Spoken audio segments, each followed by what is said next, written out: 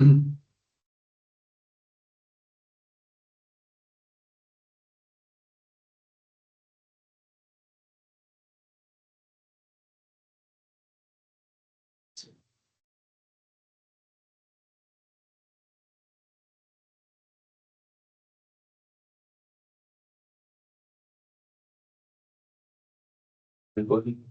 Oh yeah. No. I think usually this is where Michelle Jones his Achilles heel hits. She's on a phone. But we call it anyway. Until Martin goes. Yeah, that was up.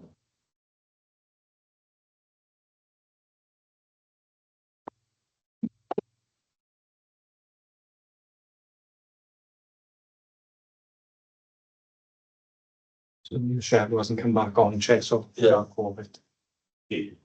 She's got an hand up. Here's a hand out. All right. Michelle Jones, have you got problems with the recording?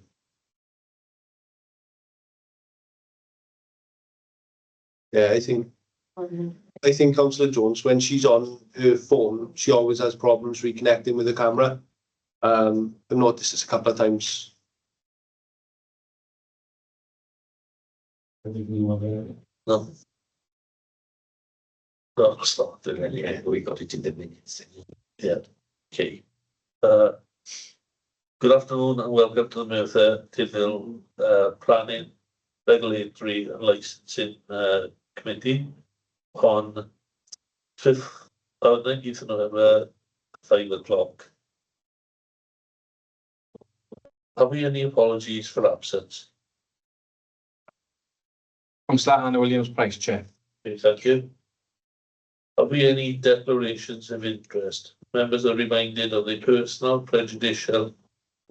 responsibility to declare any personal prejudicial interest in respect of matters contained in this agenda in accordance with provisions of the Local Government and Finance Act 1992 relating to council tax, the Local Government Act 2000, the Council's Constitution and the Members' Code of Conduct.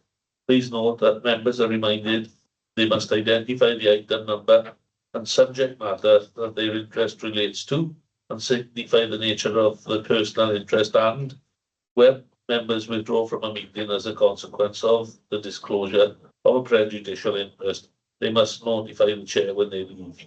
Are we any declarations of interest? No, Chair, but there's a message in the chat that Michelle can see and hear us okay.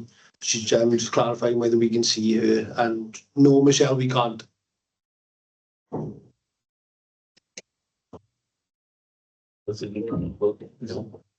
No. Can we go on to minutes of previous meetings? Number 3, minutes from meeting Wednesday, 1st of October 2025 on the licensing committee. I have some, sorry, Chair. sorry, Sorry. That's a fine, Chair.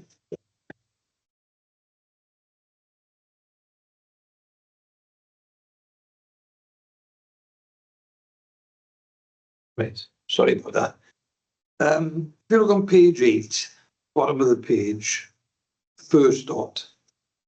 This is a response to a question that the answer was they have multiple family lets, I presume it should be, and HMO properties across South Wales. Then there's. Sorry, Councillor Jones, I think we're on the previous set of minutes at the moment. Did you take both sets of minutes at the same time? no, I'm just taking them differently. Oh, he's just taking the first license. Oh, I beg on the day. your pardon. Yeah. Now I got someone to move the minutes of Wednesday, 1st of October of licensing committee. I'll move those, Chair. Thank you. Good second. I second, Chair. Thank you very much. Take that to the vote then. Can I take that to the vote? Take that. Yeah. Yeah, that's carried, Chair. Thank you. Item number 4, minutes of meeting Wednesday, 1st of October 2025 on planning, regulatory and licensing. Right, I'll try again.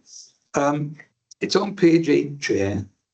The bottom of the page, first dot. It says they they have multiple family lengths and age and more property across South Wales. And it's got a name, I don't know whether it's me or Councillor Tubby. So I presume, I think it was me, asked the question. So whether you need to put in there Councillor Clay Jones. And that was the question I asked. I agree with you, Chair. Okay, So you're going to move that that's. yes, yes, please. And there's a second one, again on page 9, middle of the page, the 2 dots there. And again, I asked the question about this image. Where was it taken? When? It says the highway photograph in the presentation was a Google Maps image. So they're not aware of the type of day it was taken or which day.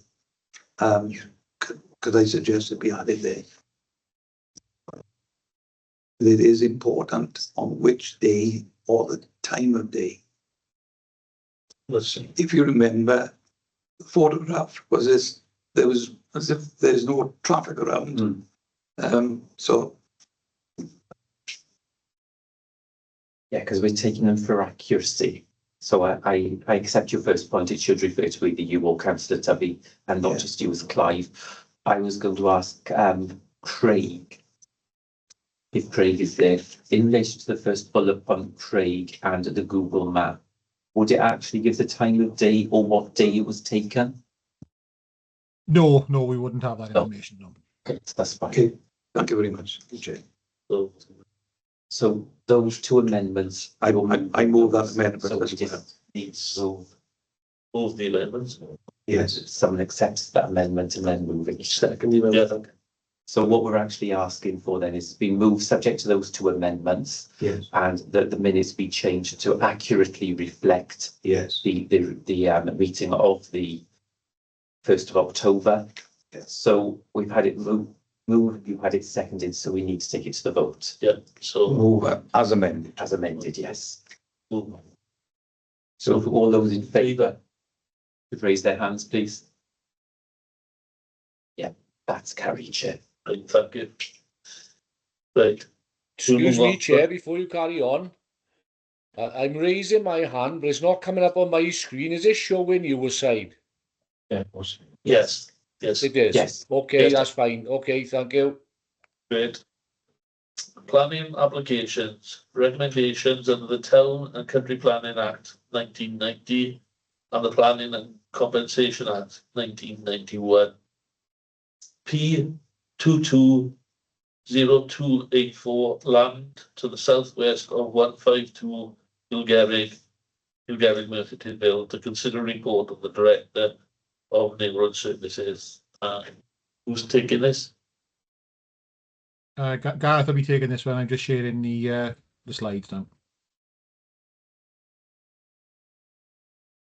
If we can go to the site location plan first, I think that'll help members, Craig. Right, there we are. Good evening, everyone. This is an application for committee, and it's presented for committee because it's a major application by virtue of the site area that you see in front of you there. So clearly the 2 parcels land together constitute more than a hectare of land, and therefore the application is a major and it's been subject to the pre-application consultation process as well. The area around that's the principal concern of the application is the land that you see on the southeastern side of the track there, which is an area of made ground. Sorry? Go. So keep going. Right, okay. There's created a flat area there.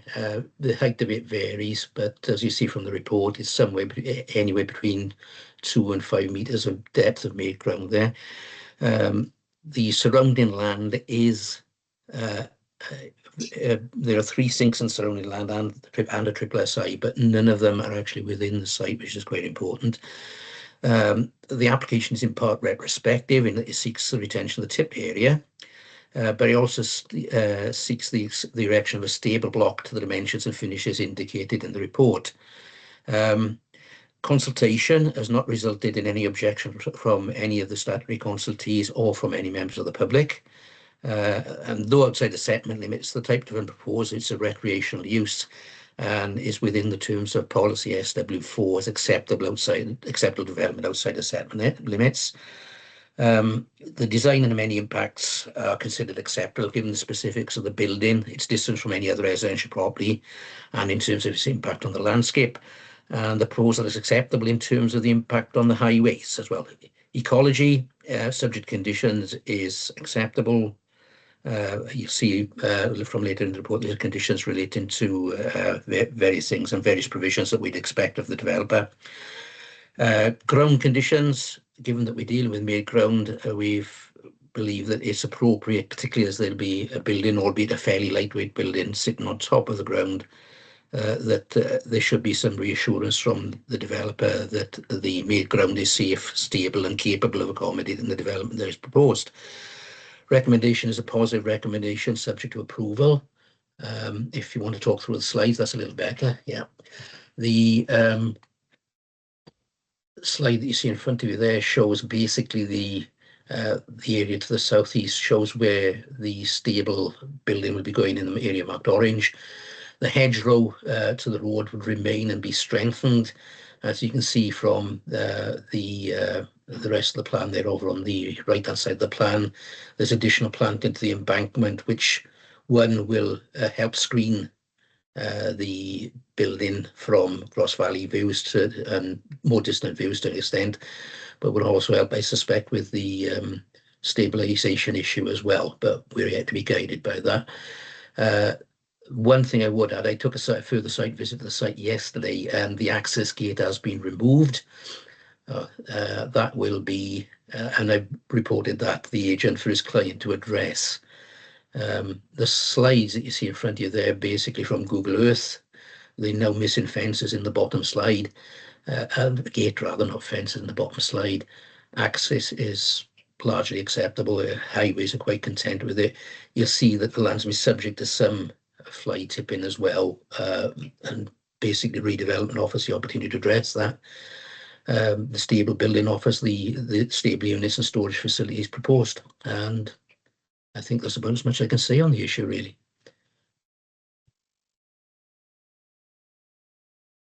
Okay, so we'll go to questions and comments. Questions first.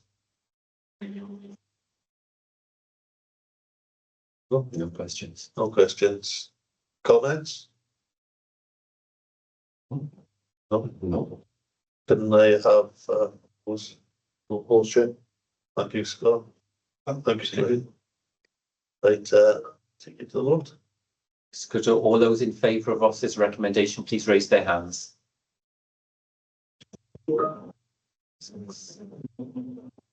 Councillor Michelle Jones has said yes in the comments as well. Okay, thank you. That's carried, Chair. Okay, thank you very much. The next number of reports, 6, 7, 8, 9, 10, I believe, are all information reports. Any other business deemed urgent by the chair? I have none. So thanks very much. Thank you, Chair. Thank you, Chair. Thanks, Sorry, Chair. Leave me alone. Oh, John. Thank you. Because I've had meetings back to back all day and there's been no opportunity to get out of here to get up.